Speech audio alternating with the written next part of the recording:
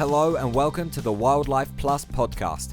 My name is Elliot and I run Wildlife Plus, where I offer branding, website design and marketing services for wildlife-based attractions, businesses and individuals. In the Wildlife Plus podcast, I sit down with interesting people who have turned their passion for wildlife into a career. This podcast is made for people who either want to work with wildlife or already have a career in wildlife. Make sure you subscribe to the podcast, and for more information and all the episodes, visit www.wildlife.plus. Hello and welcome to the Wildlife Plus podcast. This is episode 1, and I am joined with Joel. Hello, Joel. Hey, mate. How you doing? Yeah, good, man. So, me and Joel met 2 weeks ago or something like that. He was down by the beach where I live, and we got to talking, and turns out we have a lot in common. So I thought, why not start off the podcast with Joel? Do you mind telling us a bit about what do you do? Yeah. Well, first off, I'm honoured to be fresh off the bat for your podcast, and I'm sure it can only go up from here. So you've chosen a good first case. My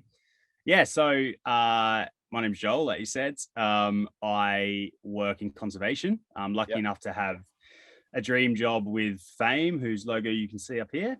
And I manage online content and marketing and help out with donor relations and things like that with Fame. And I'm sure we'll talk a bit more about what Fame does later. And then the other half to my life is, although it feels like there's multiple halves to my life at the moment, the other half to my life is Animoz, which is a card game I created that teaches primarily kids about Australian native species. But it's got rules behind it that are good for all ages, or from 8 up to adults. And again, I'm sure we'll talk more about that after the intro. And then, what you and I bonded over initially is that I'm starting a fresh new life in a van that I'm converting, which is taking too long. And this is why you've got this lovely backdrop now, because I'm in the van and I'm working on ceiling and walls and stuff, and there's an absolute mess in here. So the forest is probably a lot nicer to look at. No, beauty. Well, that's very exciting, and I want to do van life in the future as well. So I think it's awesome, man. Maybe we'll dive into we might split this up into 3 sections. The van life, Animoz and Fame. So how about we talk about Fame first? What is Fame? And then what is your, do you work full-time? Do you work part-time? How does that all work? So Fame stands for the Foundation for Australia's Most Endangered Species. So Fame Species, I suppose. And we're a foundation who supports smaller groups on the ground doing vital wildlife conservation projects across Australia. The stated mission is to end Australia's extinction crisis, which I'm sure a lot of the people who will listen to your podcast are well across, the dire straits that a lot of our animals and plants are in. And so the broader context of our work is that we don't only focus on, a lot of our projects are sort of centered around a target species, but as everyone has learned over the last couple of decades, that feeds into this idea of umbrella conservation, where, we'll focus on, for example, quolls that we've released along with the SA government, 5 or 6 years ago into South Australia's north, the Ikura Flinders Ranges. But that has a flow-on effect for the rest of that ecosystem. And so, there's actually on this backdrop, the other side, there's a little thing that people probably can't read, but it actually clarifies that we're aiming to protect and save species and habitats because one feeds into the other. The foundation, I've been with them for a bit over a year, and was contracting a bit for them before that. And I actually met the CEO and the team through my work with Animoz. And I pointed because off camera there's this box of Animoz. My life just is always a box of Animoz cards within a few meters of me. So I work part-time with them, 20 hours a week. Cool. I'm lucky enough to work remotely most of the time, but I try to get into the office once a week or so. Yeah. It's a small team, but just fantastic people and all really passionate about what we're doing with Fame. Yeah. And sort of overseen by a board of really passionate conservationists as well, Mm. and supported by the public. You know, we have a number of big, long time supporters Yeah. of the foundation, and then you know, contributed to by thousands of public members donating to a number of different projects, and as we complete one, we're able to move on to a next project. So I suppose I'll end up going around in circles, but I'm sure there'll be links somewhere in the descriptions to all this. But I could talk about Fame all day. Like it's humbling to work for this organization. The size of, like, we have, the CEO is sort of the only one there all week, and then we have 3 part-time team members, and Cool. the organization sort of bats well above its size when it comes to what it achieves with the support of our donors. So if people go to fame.org.au, you can see all the projects that we're currently working on, all the ones that we've completed in the past, and there's some really exciting stuff. I don't know, before I launch into that, is there anything else you want to ask from all of that? No, because I can talk about the projects all day. So this podcast has a big focus on wildlife careers and kind of how people can get to a point where they work part-time or full-time with their passion of wildlife. So how did you get to the point where you could work 20 hours a week remotely as well, which is great because you can be in your van, which we'll talk about later. But how did you get to the point where you can do that? A lot of, as with everything, there's no one answer. So a lot of long hours outside of my day job, along with a lot of luck, along with a lot of people that have helped. And I'm very privileged to have got this role. So I, fresh out of school, did a journalism degree. Not because I was particularly driven to be a journalist, just because I've always found writing quite easy and hadn't really thought about what I wanted to do. I'd initially, through high school, always wanted to work with animals and I don't know, be a zookeeper or something like that. But I was not science driven when I was at school, and maths and science just seemed a dark art to me. So I was never gonna enter a science degree fresh out of school. And so after journalism, that feeds itself into a career in communications. So I went into marketing and comms, worked a few jobs over a few years, and I've traveled a lot. So I'd sort of work a job for a year and then move cities and work a job for a year, and eventually that starts to backfire on you because employers don't want to see that. So I ended up in London in 2014, and I got a marketing job with a finance firm there, which was an amazing team of people, and I missed them all dearly, but it wasn't a sector that I was particularly passionate about. And obviously with marketing, a lot of us in marketing and communications are quite creative, and there's a lot of stringent rules in that industry. So on the side of that, I started working on I just decided a couple of years in that I wanted an outlet for my passion for conservation, which had never left. And so I started an online magazine blog sort of thing called Conjure, and started, mornings before work and then evenings after work, building that, writing articles. Both increased my passion for the field and also let me meet a lot of people that were working in it, because I would do interviews with ecologists. I would do species reports where I would interview people that worked with that species for different organizations around the world. And I also wanted to keep building that, because I was getting quite passionate about it going further. And so I enlisted the help of I was still in London, but I enlisted the help of some students doing animal science degrees at Flinders Uni in South Australia, in case anybody wanted on the side of uni to be, meeting people in the field and writing these articles with me and things like that. So I had a few people a few people come aboard with that. One of them, Tessa Manning, who's now a PhD candidate with some exciting work in SA, has helped me with Animoz a bit as well. So made a good connection there.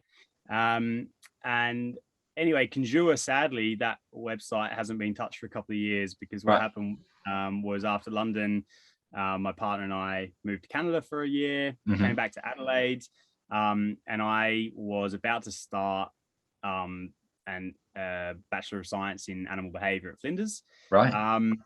And was chatting to my 2 young nephews, who were 6 and 8 at the time, about collectible games that they loved, and blown away by how much information they stored and how passionate they were about these collectibles. I started imagining this world where generations would grow up that passionate and that engaged with Australian native animals.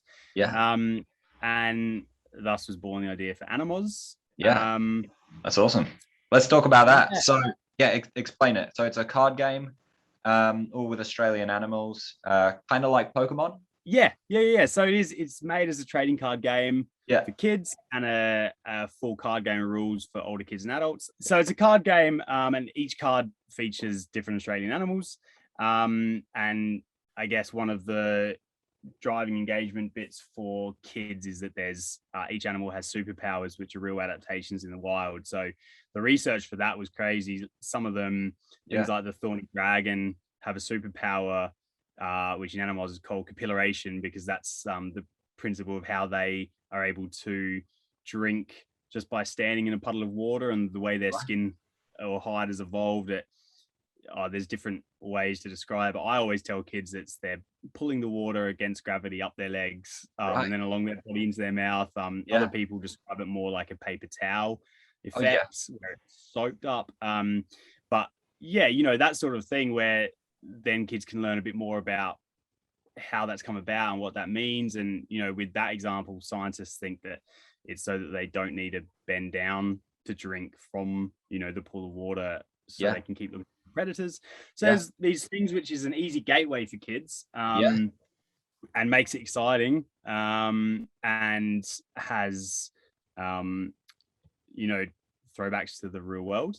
And so I launched the starter pack, this initial box of Animoz cards, and there were 54 in there, and that was a couple of years ago. And then a year ago, that self-funded or crowdfunded, or how'd you do that?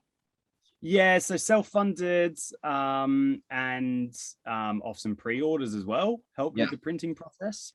And then a year ago, I did a Kickstarter campaign to do booster packs, what made it a trading card game, and the Kickstarter went really well. And so that's Animoz. So that all came about from that discussion with my nephews. It tied in well with, I was just beginning the animal behavior degree, which I'm still working on slowly and part-time. That's another one of the halves to my life. And through Animoz, I was meeting more and more people in the Australian conservation industry, and one of the guys I happened to speak to about it was Tim Faulkner, who's the director of Australian Reptile Park and manager Aussie Ark. And he, knowing that I was based in Adelaide, he told me I should go and chat to Tracy McNamara, who's the CEO of Fame.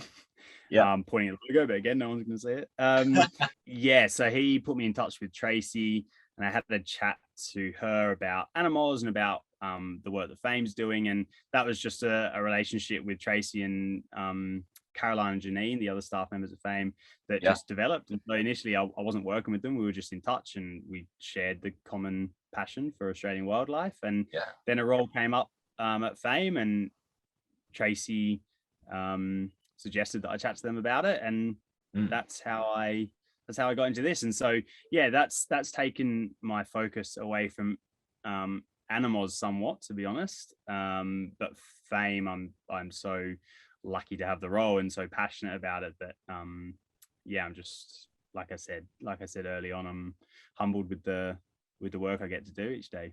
It's awesome. You get to do this work in a van. So What's that life like? And do you recommend it? What are your thoughts? How did you get into it? We'll start with that one. How did you get into it? I have a lot of questions. Yeah, so like I said, I was lucky enough to travel a lot in my 20s. And so in a number of different places, I bought or rented a van that was already, just a small, you couldn't stand up in it or anything, van with sort of a bed in the back, and you chuck your stuff underneath. And I loved that style of traveling because I love meeting new people, and van life lends itself to that. 100%. I love traveling, I love seeing new places, and I love being outdoors. So that all fed into my interest in it. And then probably 5 or 6 years ago, the hashtag van life movement really started taking off on social media, where more and more people were like, hey, like, this doesn't need to be a thing that you just do when you're traveling. Like, we can make these tiny homes, and we can see our own countries. And so I started getting really interested in it. And then I ended up in a situation where mid this year, ended up moving into the van, even though I wasn't fully converted yet.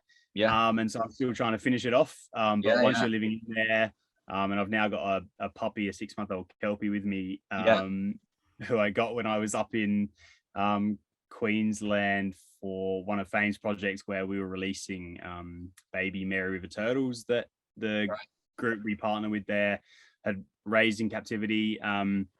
So I got to go up there in the van for the release, and then I went up to see our work in the Daintree replanting cassowary habitat. And then on the way back, I met my soulmate, who is Echo, the 6-month-old Kelpie puppy. He and I are in the van, and it's making it very hard to finish the van. But in terms of, do I recommend it? I love van life. I had never planned to do it stationary in my hometown, which is what I've been doing for the last 4 or 5 months. I have family and friends here, normally part of their places. And then the plan was that around Christmas, New Year's, the van would be finished, and Echo and I would head west and do the West Australian coast, which I lived in Perth for a year, but I'd never really traveled north. And so I was really excited about doing that, and then heading inland to see Kakadu in the dry season. But with COVID, as everyone knows, you never know what borders are going to be open in the next couple of months. So exactly. Well, do you have any tips for having a dog and doing van life? Do I have any tips for having a dog? It's because you can't go to all the national parks and everything then, or so that was the key thing that almost stopped me getting this dog. Was traveling is like a key part of it for me, is going to national parks and that. I sort of decided I'd put off my whole adult life getting a puppy, and it just felt like a good time to do it. And then I happened upon a farmer who was trying to pass on this litter of puppies. So I just sort of decided that I need to plan ahead. So when we're traveling, when I know there's a park I want to spend a few days in, I'm going to have to either pay for a dog sitter, or find someone local in the area who's happy to have him for a few days. And I've gotten lucky with his temperament. He's pretty good. So he's pretty good with anyone he meets. He's very cute. You got to meet him. He's good. Nice. So in terms of what your week looks like, I know it's different every single week, but you do 20 hours with Fame, and then you work with Animoz, and then you also have uni. How do you schedule everything? And then so how do you keep on track of everything? So honestly, I've done nothing for 5 months because I have a Kelpie puppy. So every day is just him. No, like I said, he's pretty good. If I run him in the morning and the evening, he sits there quietly while I work, which is good. So I sort of stagger it throughout the day. Animoz is, I guess, the wild card in terms of each week's different in what I'm doing, whether it's focusing on the wholesale side of it to zoos and gift shops, or trying to do some e-commerce work. I sort of fit Animoz and uni and the van and the dog in around Fame. And Fame's really been my focus, not just because that's my day job essentially, but yeah, I'm really excited about the projects that we get to do there. So my fame work is the good thing about working remotely and having a boss who's supportive of that is that I can sort of do different things at different times of the day. So you know, I'll do a few hours on something in the morning, and then if there's something that's going out the next day that needs to be finished off at night and scheduled, I can do that. Because a lot of my job is the social media and website side of it, it lends itself to not having a particularly structured, you know, only working from 12 to 5 during the day or whatever. But yeah, really hard. I know for this podcast you'd like sort of more specifics on what the career involves, but it's quite hard to nail down because every week is different, and I don't really have structured hours. So no, that's great though. Do you have a main tip on how people can get into specifically working with wildlife as part of their career? I mean, you literally have the coolest setup. You do van life and you get to work with animals. And yeah, it's very, like, you live a very cool life. So what tips do you have for people to set up this lifestyle where they can, you know, work remotely and work with their passion, which I'm presuming a lot of listeners has a passion of wildlife. So that was a model question. Sorry. No, it's good. It'd be negligible of me not to start with the fact that I'm, you know, I'm very privileged and I'm very lucky, and not everyone is in this situation. You know,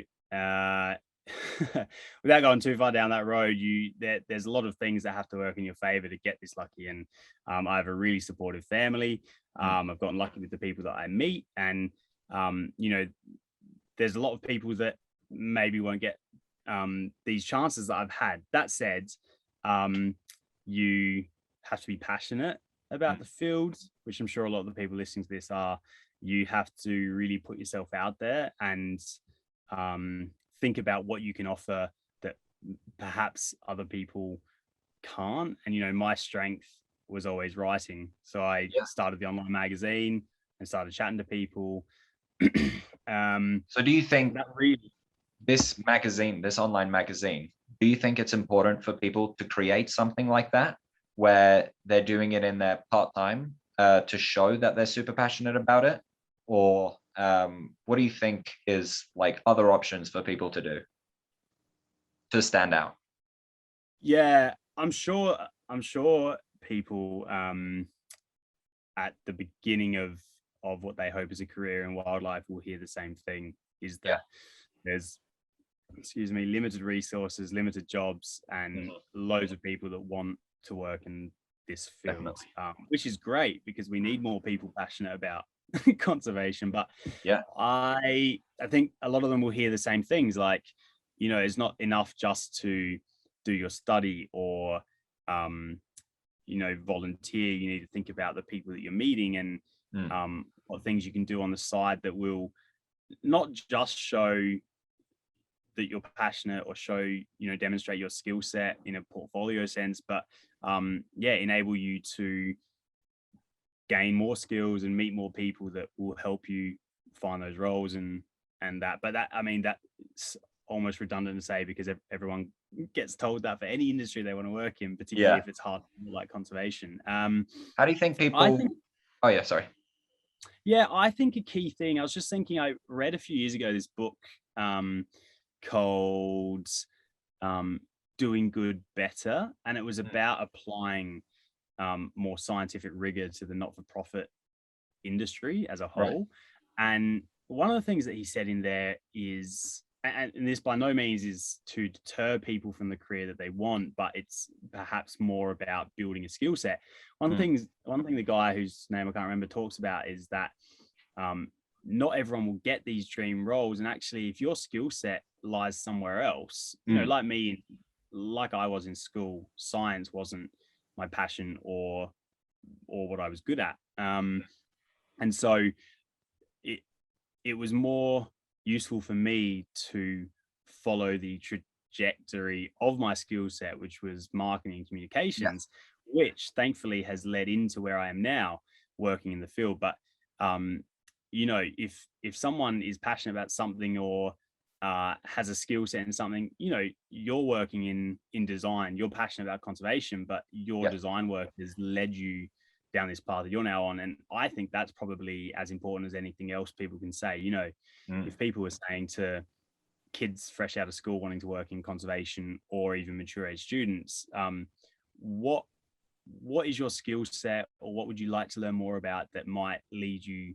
down this road later? Because everyone can build experiences and not just that, values and soft, what do they call it, like not soft factors, but soft skills, soft skills, like the ability to work communally, engage with people from all walks of life. I know that each job I've had has fed into things I do better now, whereas if I had just straight out of school tried to get into conservation, I would feel far less prepared for the work I do now than how I've done it. So there's no right answer, is there? What advice do you have for people to connect with people that could provide career opportunities in this field?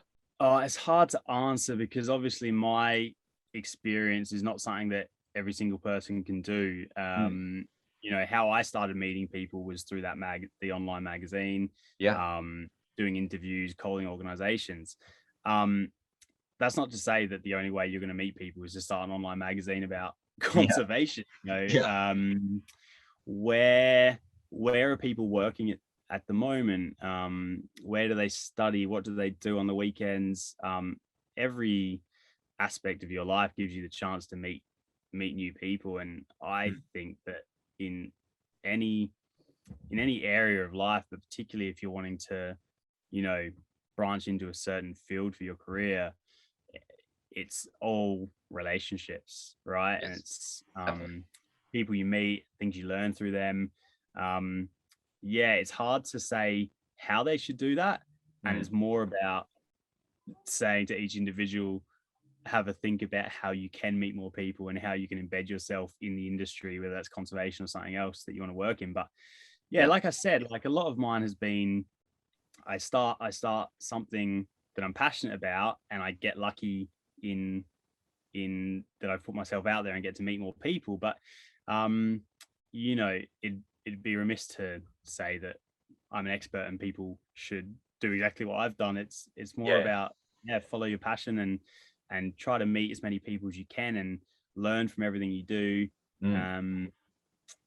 I think one of the things I love most in someone is if they're passionate about something. And if people listening to this podcast are passionate about conservation, that's awesome. Follow it and combine that with your own skill sets. And that's beautiful.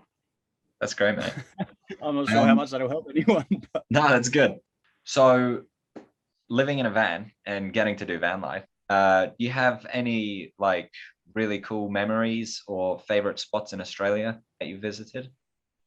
That's actually a fairly easy one. Right. And I didn't know that's what you're going to ask, but the answer springs to mind immediately. So when I'd first moved into the van, a week later, I was lucky enough that my boss was sending me up to Queensland for that turtle project that I mentioned. And then I headed further north, which actually wasn't planned, but the borders shut because of the New South Wales outbreak. So I couldn't come home without quarantining. So instead I headed north, and I'd never been up to far north Queensland before. And so I am friends with a few wildlife photographers and ecologists with other organizations on Instagram. And I was saying to them, hey, I'm heading up here. And one of the things I'd thought at the start of this year is like a combination of bucket list and New Year's resolution is that I would try to just put myself in a situation to try to find a northern quoll, which is the smallest of the quoll subspecies, and or core species. And I honestly, when I thought of it back in January, I forgot about it because I just didn't think it would happen this year. And then I was on the way up there, and and I put a shout out on Instagram to ask people, what wildlife should I look for while I'm up here? Yeah. And a couple of them wrote back like, oh, there's northern quolls at this place called Davies Creek. Yeah. And I was like, you are absolutely kidding. So I went and spent a few nights there, and the first couple of nights had no luck. And then I was slowly driving the road late at night and saw my first northern quoll, and it was like this road there was like a steep sort of cliff like drop to the left, and it was only sort of a 1-lane road, and I just like immediately pulled over and was like, this is probably worth risking my van Yeah. to be able to get out and try to spot this northern quoll on foot. And over the next couple of nights I spent a bit longer there, and saw a couple more. And a really lasting memory for me was one of the nights I was parked at the lower Davies Creek campground, and I've put a skylight in my van roof that I can climb through and sit on the roof. And I was sitting up there with a beer one night, just sort of looking at the stars, and it was just dead silent. And suddenly this northern quoll came down. I was just sort of doing laps around the van. Yeah, right. Just amazing. an unforgettable experience. So it's less about best spots, more about, I think, that anybody that chooses this lifestyle there's gonna be bad parts about it, like there would be about living in a normal house, but there's great experiences that will be with you forever. And so far that's mine, and that happened awesome. within a few weeks of starting van life. So wow, that's awesome. You obviously have a quoll in your Animoz set. There's actually a couple. There's the eastern quoll called Rinu in Animoz, and Rinu is both a card in the pack and also on the cover of the box, and that's because the eastern quoll was sort of the inspiration for relighting the idea of working in conservation for me. It was in 2014, and my partner at the time and I took a trip to Tasmania just before moving to London.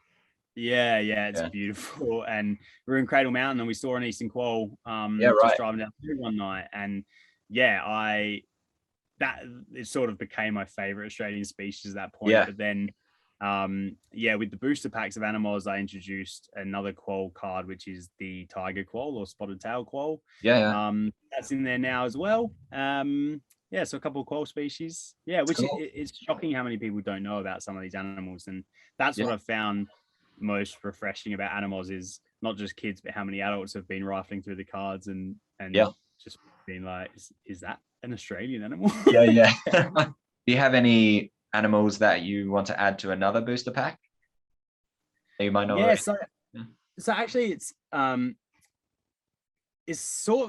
been a long process to try to balance the pack, because with a card game, because it's not just animal cards to collect, there's also a full set of rules behind it. I have to be careful that introducing new sets of cards doesn't disrupt the mechanics behind that card game. Of course. So in the game, everyone's a ranger, and you have to build ecosystems, and you're trying to make them healthy ecosystems with animals from each niche, and a sanctuary of rare species. But because it's all centered on biomes, so forest or mountain or desert, etc., introducing some animals into one can really impact whether that biome is a lot stronger in the game than other ones. So anyway, the fallout of all of that is that there's 86 Animoz cards, and there's not one octopus. The one that I keep thinking about is that, you know what, like, if I get to the point of doing more booster packs, maybe I just do a suite of octopuses or octopi. I can never remember which one it is. But like, everyone knows how incredible those creatures are, and there's not one in Animoz yet. So that's what I think of when someone asks that. Cool. No, awesome, man. So just before we wrap up, I know we've talked a lot about Animoz, but did you want to plug some stuff?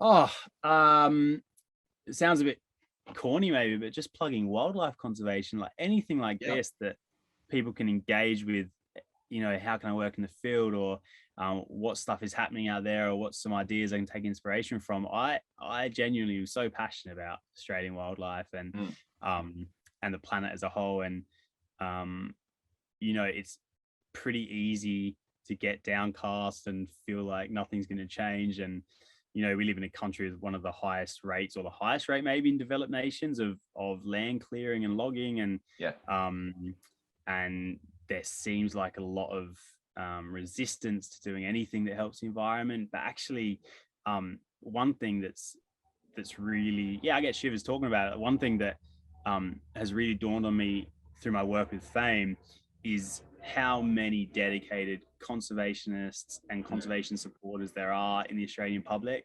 that you just don't realize until you work in the field. And there's so many great organizations, and through FAME, there's so many great projects with smaller groups that we support, and so many people that are so passionate about it, that it always makes me think of one of my favorite quotes, or maybe my favorite quote, which don't quote me on this, but I think it might have been a quote, maybe, which is, a bucket fills drop by drop.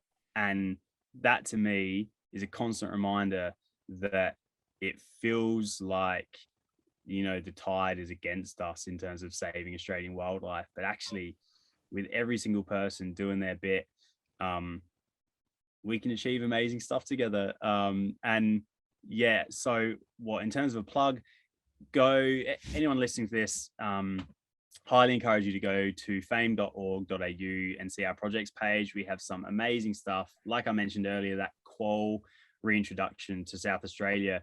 Not enough people know this, but if you put aside, say, the wolves reintroduction in Yellowstone in the States, which is like the sort of the leading star of predator reintroductions, right? The quoll reintroduction here in South Australia is one of the most successful predator reintroductions worldwide. They were locally extinct, and 5 years on, they're booming. And in a few weeks, we're going to expand that into the Walkerthania Gammon Ranges, which is further north of Icara Flinders Ranges.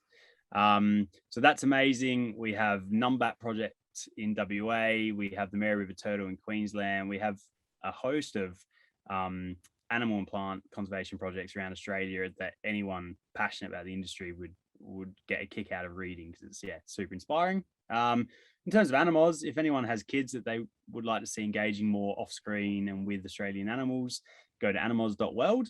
You can get it there. And if this is my like final spiel, just a big thanks to you, Elliot. Like it's really nice to get to come on and be asked questions about things you're passionate about, and it's been fun. And I hope that your podcast just keeps improving with better guests in the future. No, dude, you did great. Thank you so much for being on. I love how passionate about wildlife and conservation that you are. And I love Animoz project. I think that's so cool. Thank you so much for being on. You did great, and it's a great first episode. I really appreciate it. Oh, thank you, mate. Very flattered. Yeah, and as we said, link in bio for all of the details and everything mentioned. Thank you so much for listening to the first episode of the Wildlife Plus podcast. Tune in next week or next time. I don't know what's going to happen. Tune in for the next episode.